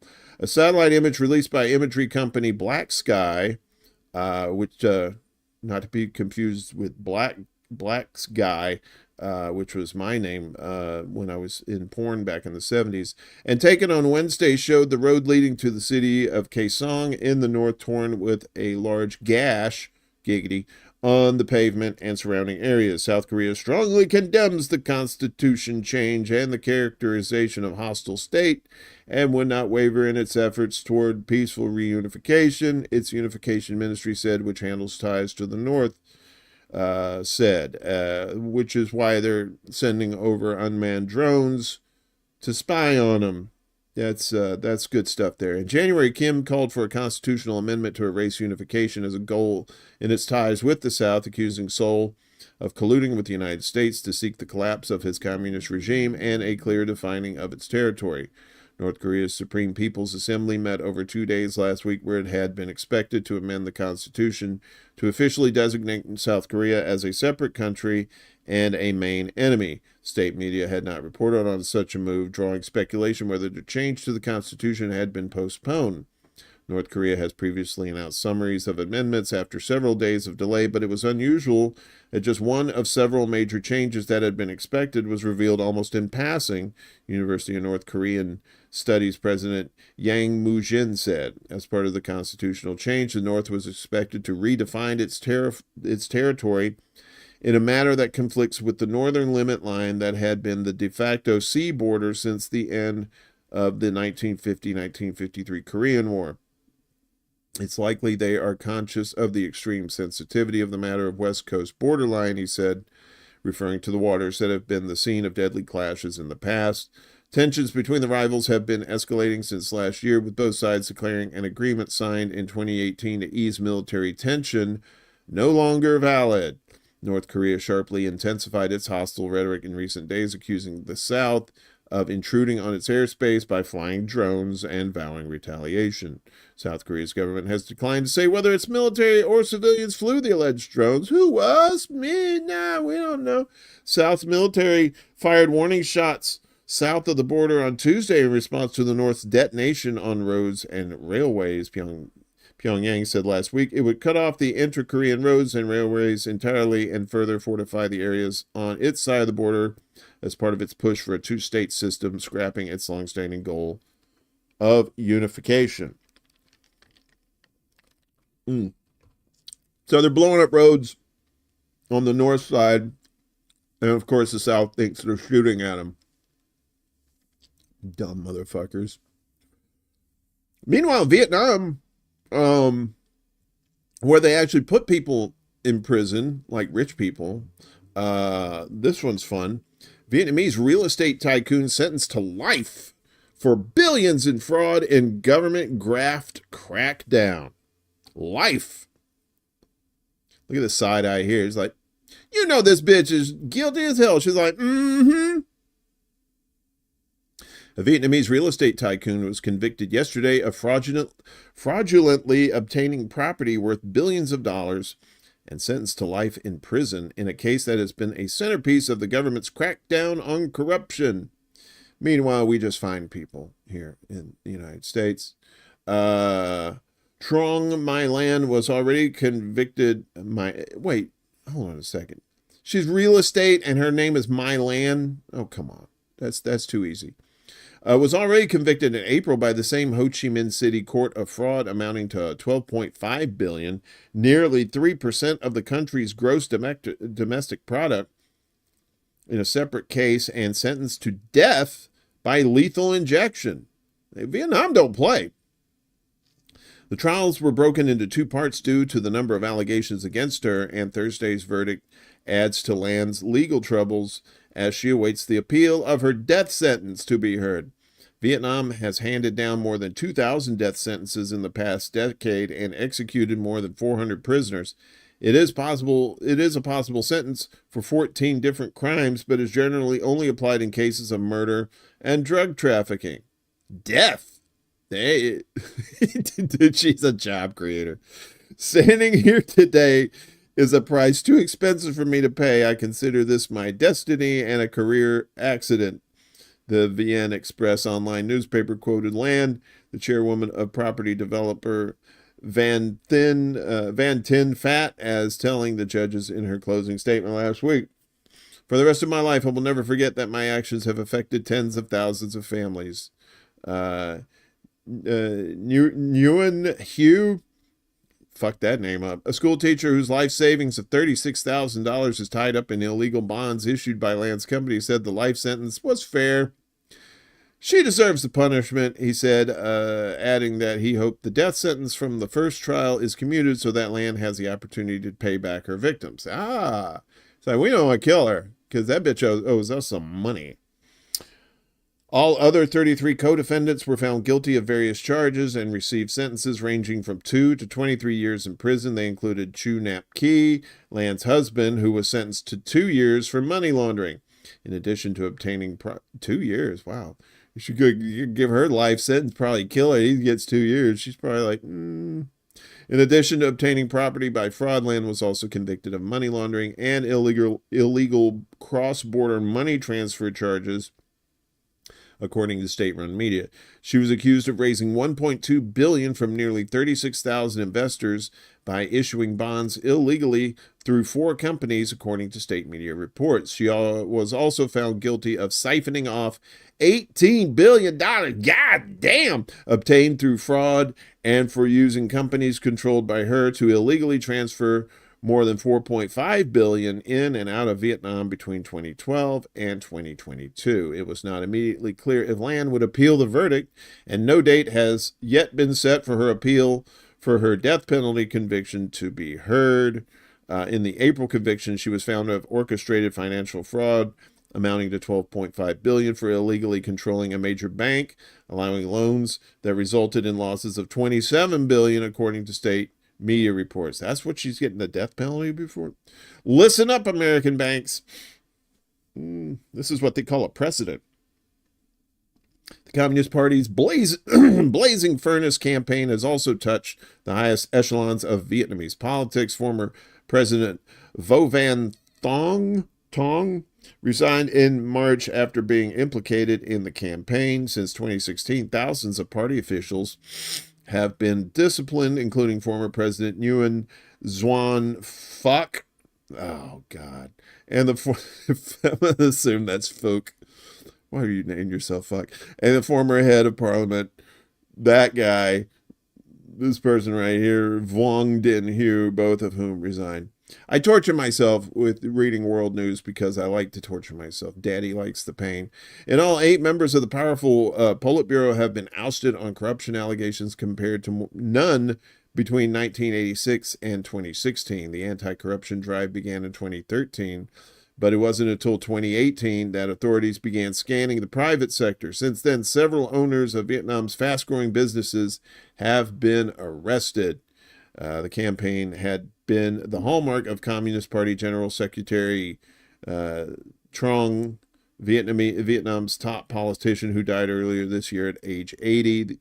The ideologue had called corruption a grave threat to the party and vowed that the campaign would be a blazing furnace in which no one was untouchable. Blazing furnace. In another high-profile case, business tycoon Trinh Van Quet was found guilty in August of defrauding stockholders of nearly $150 million by falsely inflating the value of his company. What, like stock buybacks? That should be illegal here, especially if you're using like government bailouts. The Hanoi People's Court sentenced Quet to 21 years in prison and convicted 49 co-defendants on a variety of charges, with sentences ranging from probation to multiple years in prison. And I'll have the links after the show in there. You can read the whole story. Quite crazy. Vietnam says, oh yeah, we'll fucking kill you, dude. A lot of pill poppers, or at least there's some coming out of Iraq or Iraq, whatever you want to say. Iraq seizes over 500,000 Captagon pills. I have never heard of Captagon. That sounds like some sort of Marvel villain or hero. Iraqi authorities yesterday announced the seizure of more than 500,000 Captagon pills as the country grapples with the ballooning trade in the banned stimulant. Authorities in Iraq, a key conduit for the amphetamine-type drug, regularly announce large hauls of Captagon, much of it trafficked across the porous 600-kilometer border with war-torn Syria. Iraq's National Security Service said in a statement that they were able to seize more than 500,000 Captagon pills that were shipped in a shipment of vegetables coming from a neighboring country. Talk about getting some vitamin C, you know what I'm saying? It said it made the haul after setting up an ambush that lasted for several days in Iraq's western Anbar province, which borders Syria. Originally mainly a transit country, Iraq has faced an explosion in drug use in recent years, mainly of Captagon and crystal meth. Ooh, delicious crystal meth. A UN report in July said Iraqi authorities in 2023 alone had seized a record high 24 million Captagon tablets, the equivalent of over 4.1 tons, with an estimated retail value of between $84 million and $144 million. Governments in the region have recently stepped up their efforts to crack down on trafficking under pressure from the Gulf states, which are the main markets for Captagon. Yeah, Captagon. Never heard of that before. So, but we have fentanyl over here. So what do we need Captagon? You know, it just sounds so lightweight. Cuba. They had their embassy attacked in 2023, and they're not really liking what the U.S. is doing in their investigation. Cuba accuses U.S. of half-hearted investigation into 2023 embassy attack. Cuba accused the U.S. On Wednesday of a half-hearted investigation into a attack on the communist-run nation's embassy in Washington, D.C., further souring already bitter relations between the neighboring countries. A man in dark clothing hurled 2 Molotov cocktails at the Cuban embassy in Washington in September 2023 before running into the night. U.S. and Cuban authorities have said no one was hurt and little damage was done to the building. Johanna Tablada, Cuba's deputy director of U.S. Affairs, said U.S. authorities have told Cuban counterparts they are investigating the incident, but officials have yet to identify the perpetrator. Maybe that person was influenced by Havana syndrome. The message is, against Cuba, you can do whatever you want, Tablada said on Cuban television Wednesday. She said slow progress violated U.S. law and the international obligation of nations to protect diplomats and their embassies. A U.S. State Department official told Reuters the U.S. is dedicated to the protection of diplomatic personnel and premises in the United States, unless it's Cuba, and then, well, fuck them. The U.S. Secret Service has previously said it was conducting an investigation into the incident, and White House officials condemned the attack in 2023. Now, had that been the Israeli place, their embassy, oh boy, then heads would be rolling for sure. Tablada said the U.S. had also declined to label the assault as a terrorist attack. The U.S. government calls Cuba state-sponsored terrorism, a designation that saddles the Caribbean nation with sanctions that have contributed to a grave economic crisis on the island. Cuba, in turn, alleges the United States, by failing to resolve the 2023 terrorist attack on its diplomatic mission in Washington, is guilty of hypocrisy. I'm gonna assume Cuba's right on this one. The spat is one of several in recent years that have seen Cuba-U.S. relations spiral to fresh lows after an Obama-era thaw that saw renewed cooperation and engagement in some areas. And I think when Obama was president, that people were allowed to fly down there for the first time. Under Obama, the Cuban embassy reopened after the country's restored diplomatic ties, severed since 1961, following Fidel Castro's 1959 revolution. Cuban investigators critiqued the U.S. investigation on Cuban television Wednesday, noting that a large number of municipal and embassy surveillance cameras near the attack should have made identifying the assailant relatively easy for U.S. law enforcement. Let me guess, it was the same cameras that they had around the Pentagon on 9/11, which they only had one working with like 5 frames per second. Or 1 frame per second, I should say, and you couldn't see shit. In a separate attack in 2020, a U.S. citizen born in Cuba, Alexandra Lazo, opened fire on the embassy with an assault rifle. A federal judge recently said Lazo, who was arrested after the attack, would be conditionally released after psychiatric treatment. That's why we can't have nice things, folks. Because the U.S. keeps fucking over people around the world. In Kenya, they had a little bit of history made, and not in the kind that they wanted. Kenya deputy president ousted in historic impeachment. Ruh-roh. Kenya's deputy president, Rigathi Gachagua, I said that right, was ousted from office yesterday after being impeached in an unprecedented political saga that has gripped the nation. In a historic move, the Senate voted to impeach Gachagua on 5 of 11 charges after a similar motion was overwhelmingly approved by the lower house National Assembly last week. The vote capped a day of high drama, which saw the embattled 59-year-old known as Riggy G fail to testify in his defense after being admitted to hospital with severe chest pains. He is the first deputy president to be sacked. That means fired, but they can say sacked over there. In this manner, since impeachment was introduced in Kenya's revised 2010 constitution.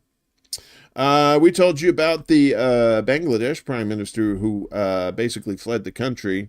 Now there's an arrest warrant issued for Sheikh Hassani, or Sheikh. She might be shaking because she's got an arrest warrant against her.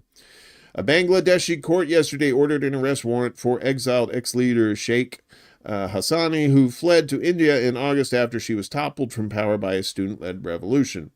The court has ordered the arrest of former Prime Minister Hassani and to produce her in court on November 18th. Mohammed Tajul Islam, chief prosecutor of Bangladesh's International Crimes Tribunal, told reporters yesterday. Hassani's 15-year rule saw widespread human rights abuses, including the mass detention and extrajudicial killings of her political opponents.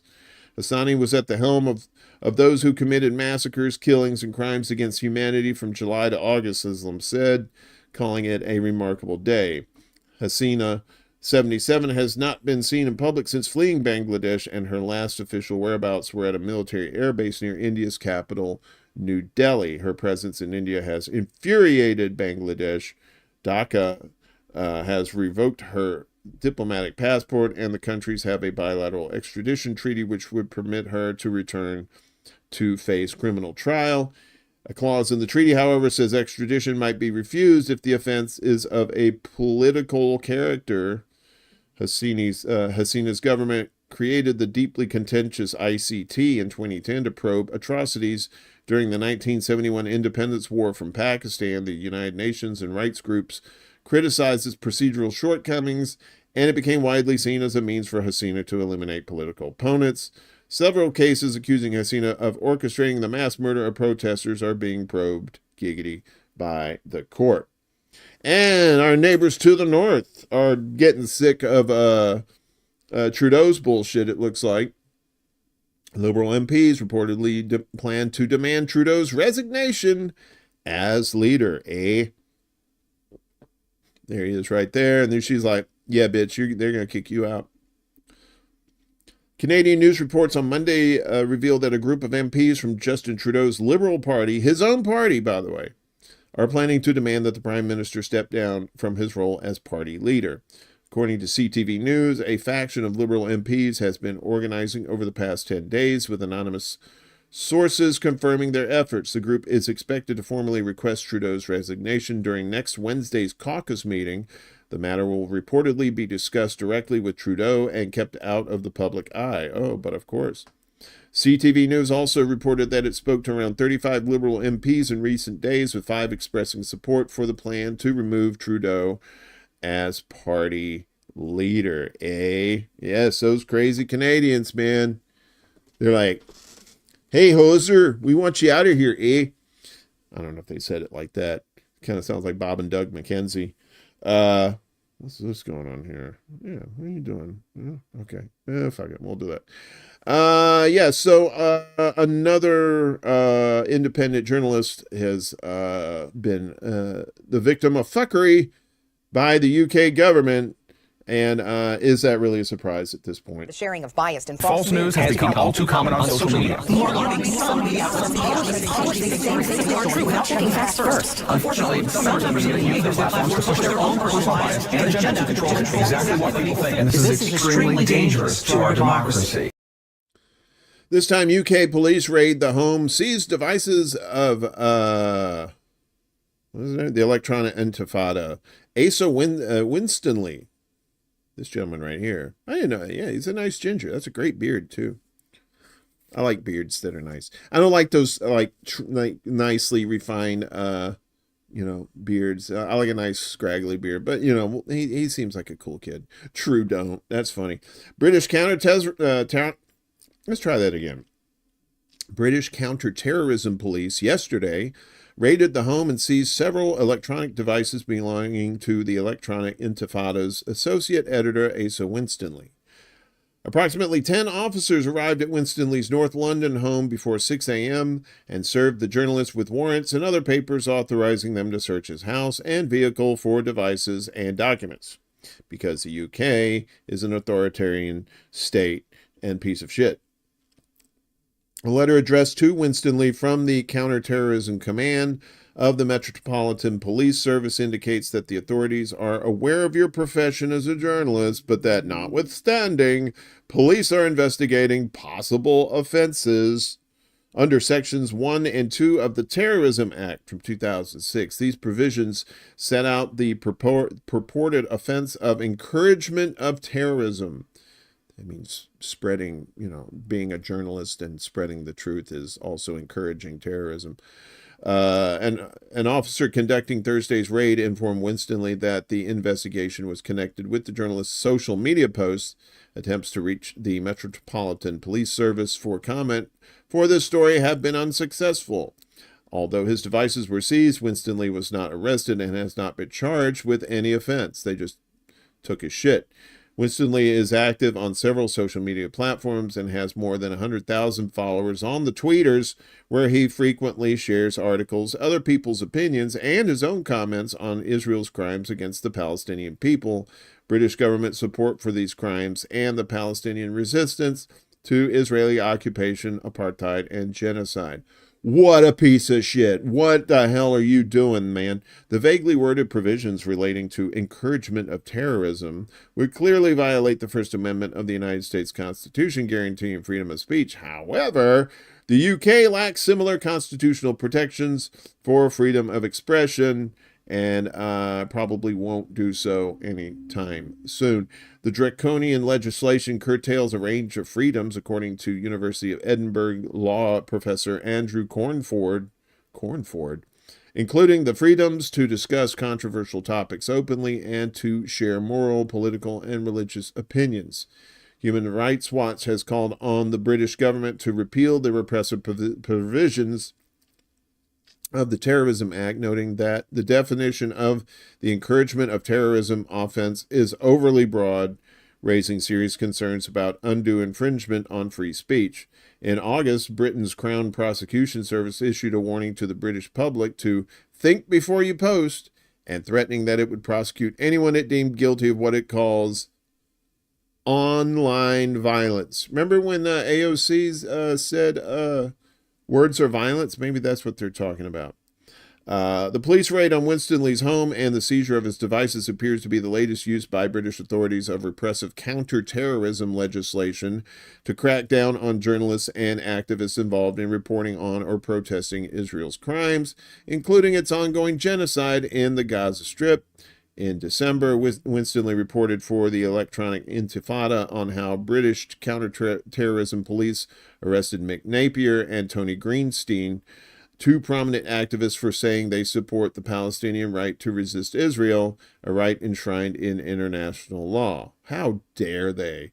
As part of his bail conditions, Greenstein, an author and contributor to the Electronic Intifada, this is where this article is coming from, by the way, was ordered not to post on the tweeters in regards to the ongoing conflict in Gaza.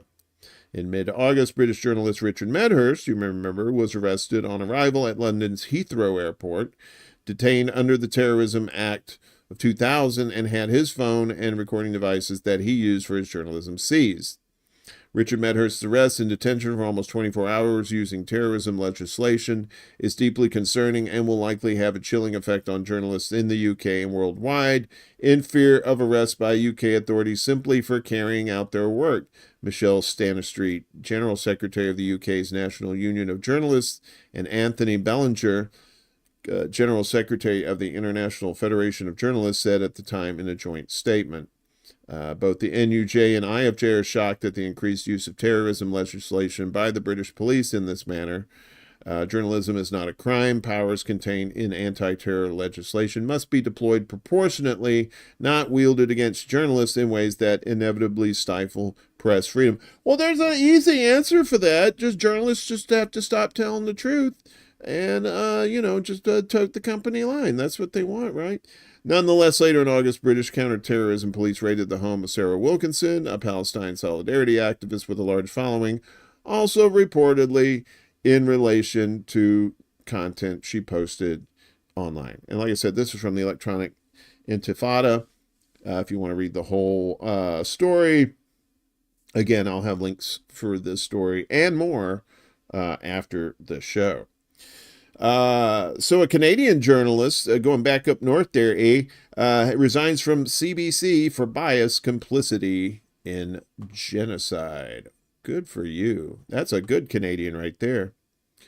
Arfa Rana, a former Canadian Broadcasting Corporation journalist, resigned in protest over the network's coverage of Israel's unrelenting bombardment of Palestinians, which she described as complicit in the war on Gaza.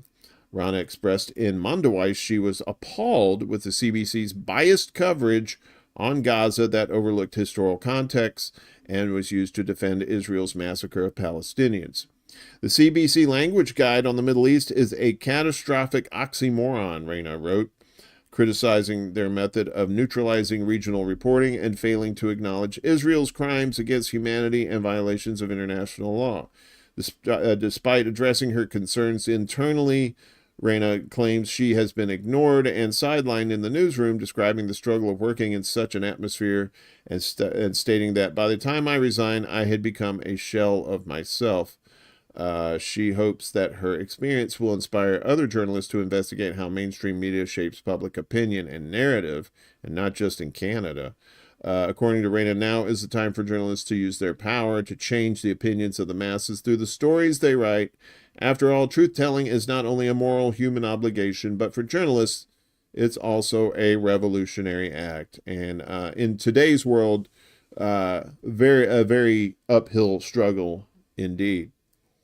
Al Jazeera cameraman is in a coma after being shot by Israeli forces because they don't like people knowing the truth either, especially in picture form. Those pictures, they are not a fan of that. Just ask the New York Times. Oh, we can't run those. That's just too graphic. It's just too awful. It's just too truthful.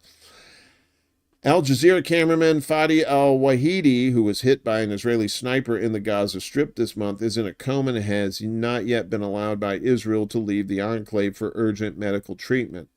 The Palestinian journalist was shot in the neck as he reported on the Israeli ground invasion of the Jabalia refugee camp in northern Gaza while wearing protective gear that clearly identified him as a member of the press. Despite appeals from 3 media freedom organizations, the Israeli authorities, not surprisingly, have not allowed al-Wahidi and fellow Al Jazeera cameraman Ali al-Attar to leave Gaza for life-saving medical treatment.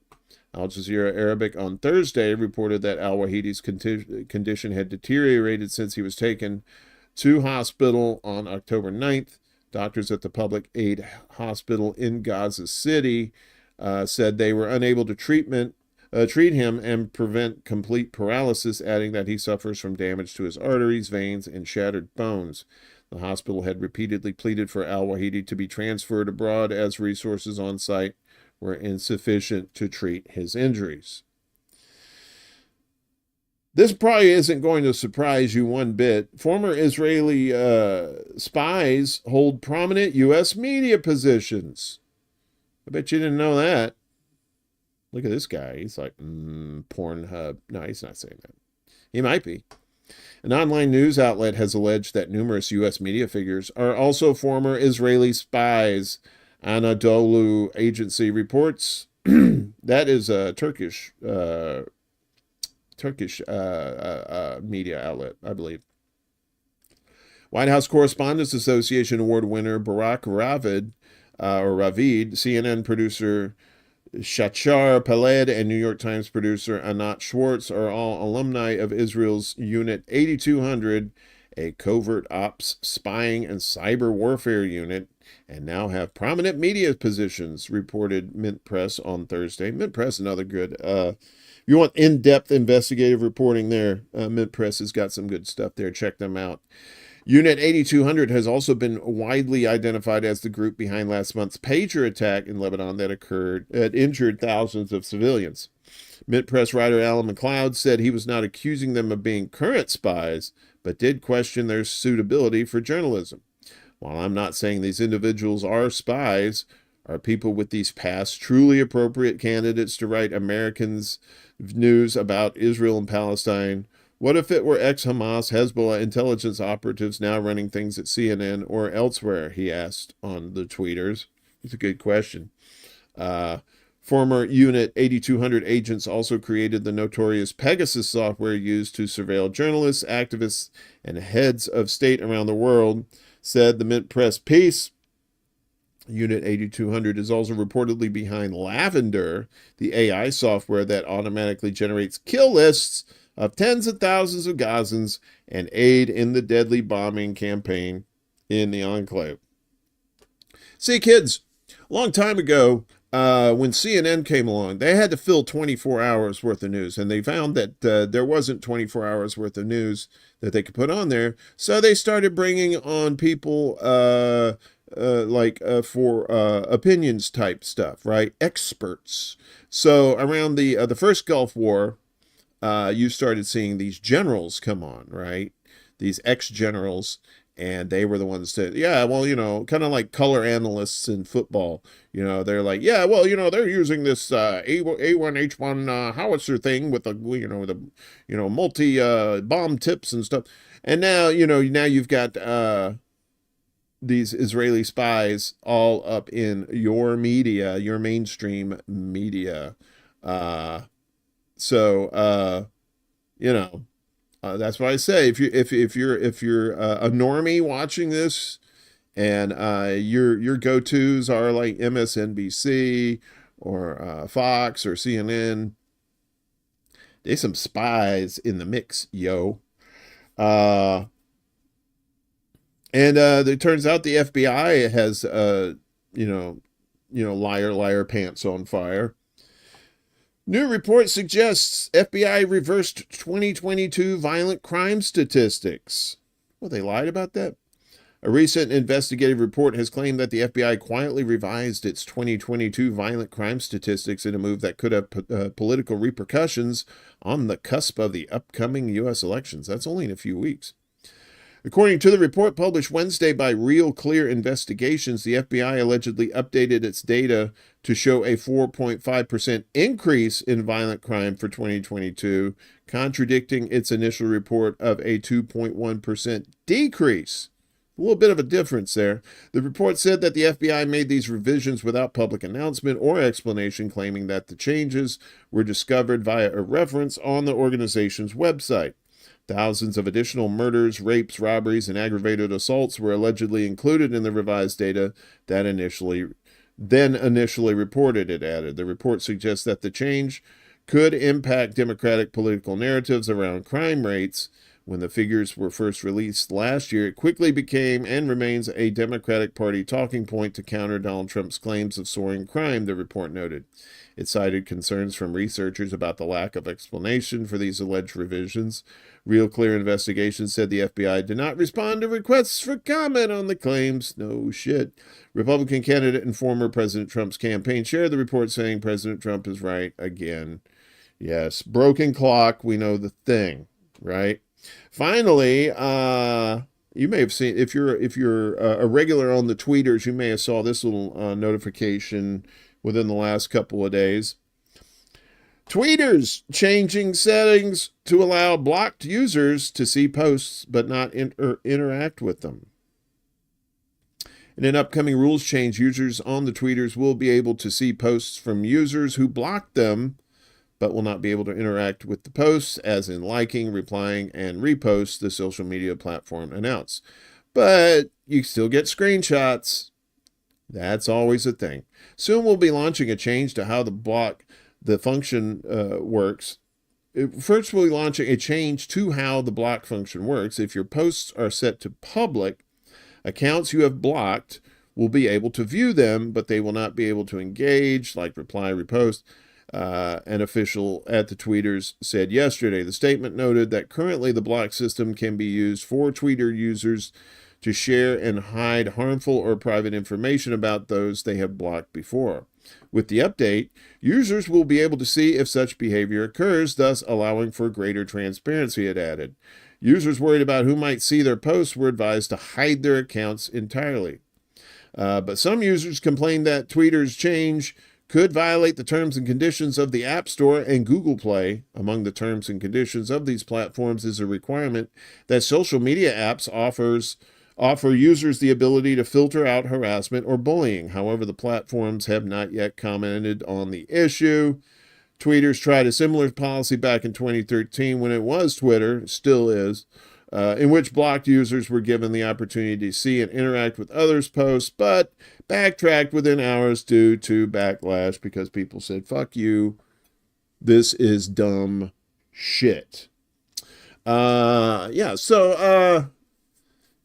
Press shut down Chris Hedges. Chris Hedges had to start his own channel. That's interesting. They still do good work, though. They're doing a hell of a lot better job than the mainstream media, but I guess that's not really saying much. So that's our propaganda watch there. It seems like that block seems to be growing more and more every time we do this show because there's more and more propaganda, especially with all these wars and your only choices of candidates are those that are chosen for us. What's up, Cowboy Kitty? Good to see you.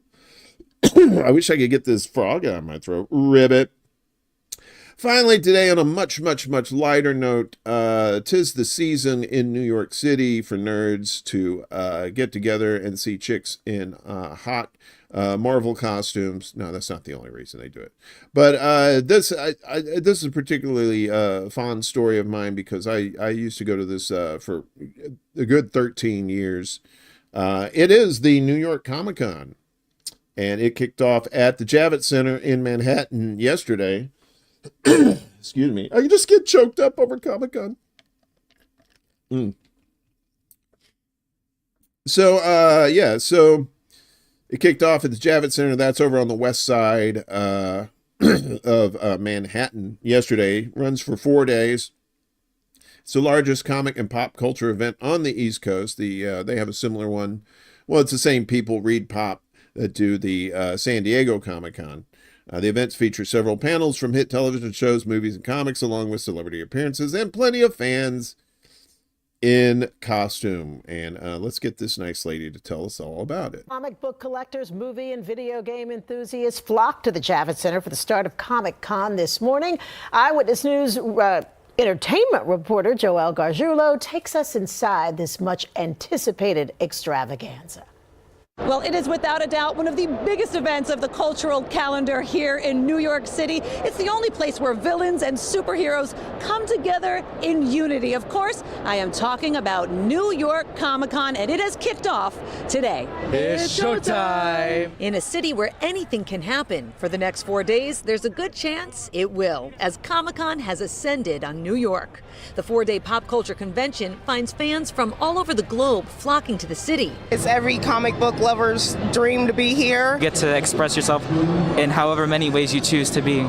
Much like the comics, the Javits Center is filled with colorful characters. Some here for the inside scoop. Sometimes we get some pretty good news on what's coming next. Others for the cosplay. It's clobbering time! All for the experience and community. This is the one weekend out of the year that some of the people who come here feel like they can be themselves, like they can embrace their inner geek, like they're not being judged or made fun of. Fallon Prinzivalli is the marketing director of Read Pop, the company that puts it all together. So we've got panels, you've got meet and greets, you can get autographs, you can go shopping. Am I missing anything? Artist Alley is the coolest thing here, I think personally.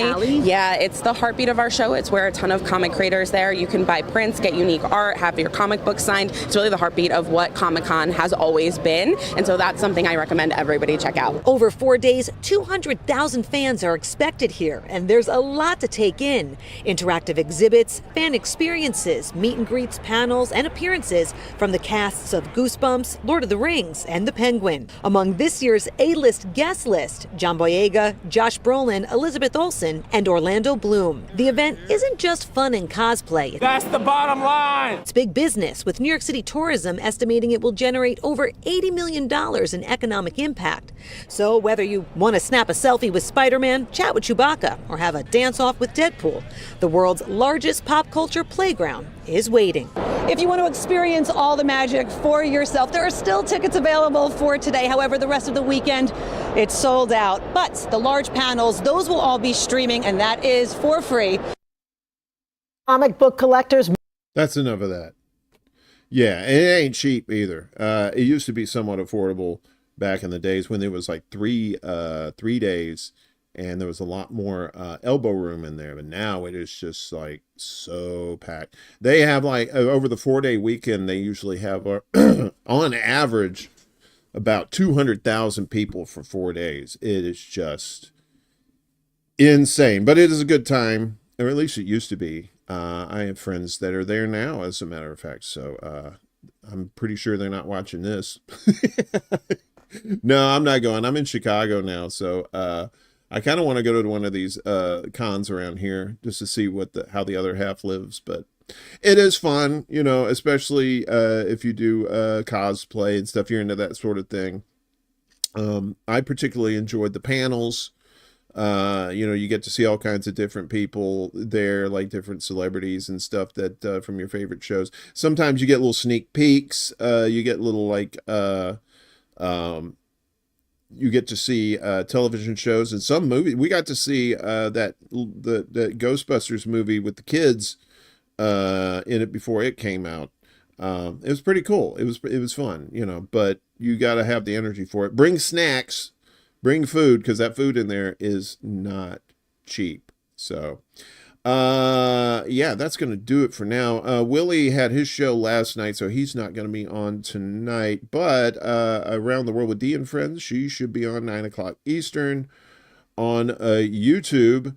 And our buddy Chuck the Alien, he's going to be there tonight. I believe it's going to be 9 p.m. Eastern, 8 o'clock Central, 7 o'clock Mountain Time, 6 o'clock Pacific. Check out, he had his premiere a couple weeks ago. Should be another fun one tonight. And of course, this weekend, we got this broad coming on. Lucy, you got some splaining to do. She's going to be on The Secret Show with me. We're moving it up to midnight Eastern, 9 o'clock on the West Coast. So that's going to be fun. I have no idea what we're going to be doing, but Lucy's always fun. She was on ExtraBulla Live a few weeks ago, and I said, well, you got to come on and do the dirty show. That was the clean show. This one's the dirty show. And special bonus coming up Halloween night. That's right, folks. we're going to be showing Nosferatu, the 1922 remastered version. It's a silent film, but you don't have to be silent. I hope you show up for that. If you don't have any plans on Halloween night, sometimes people do not really give a shit about Halloween. They just want to stay home and stay out of the trouble. Come hang out with us. It's going to be Halloween night, 9 p.m. Eastern, 6 o'clock on the West Coast. It's a great movie. It's one of those movies that still holds up today. You know what I mean? It's like dark room, black and white, and just Max Schreck as as Nosferatu. Undead. Apparently it's going to be hosted by this weirdo Count Drancublood. So he's going to be there, and going to host it. We'll have chat going on while the movie's going on. So and yours truly will be reading the cards.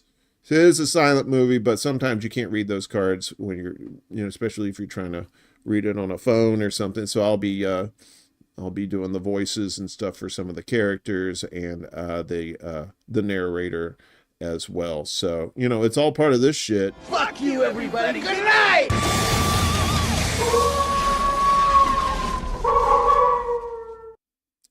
Rocktober always goes by so quickly, too, because we're right in the thick of it now. What's today, the 18th? So we only got a couple more weeks, and then it's, November. And then the presidential elections. Well, we still have, yeah. It's Count Drancublood. One bitch, two bitch, three bitches. Yes, you definitely have to watch, Will. It should be fun, especially get a group to watch it, and you can comment during the show. Like I said, we'll have the little running chat like we do here. It'll be kind of horizontal. I worked on it a little bit yesterday. Some fun stuff. I think it's okay. 11:11 in the Central Time Zone. Make a wish if you're there. Yeah, so we like to have fun during October. It's probably my favorite month of the year. So hopefully you're out for that. And otherwise, this show, this one you're watching right here, the old Morning Extra, will be back Monday morning at 10 a.m. Eastern, 9 a.m. Central, 8 a.m. Mountain Time, 7 a.m. Pacific. And we've made a executive decision around here. Come November 1st, or whatever the first show is in November, we will be moving the time up. So this show will be on at 11 a.m. Eastern, 10 a.m. Central, 9 a.m. Mountain, and 8 a.m. Pacific time come November. But we're keeping it here for right now. Lots of goodies. Be sure to support independent media and independent channels that are trying to educate you, entertain you, inform you. Stay out of the cults, use your critical thinking skills, and stay frosty. And we will see you, I will see you tomorrow night. So check it out. Peace out. Otherwise, we'll see you Monday. Word! This is City Alpha 5! Woo!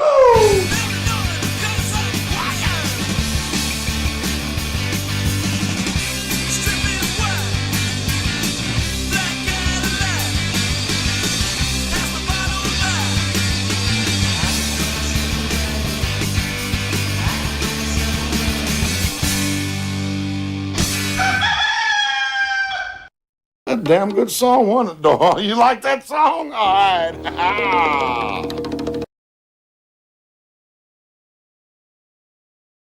Soon.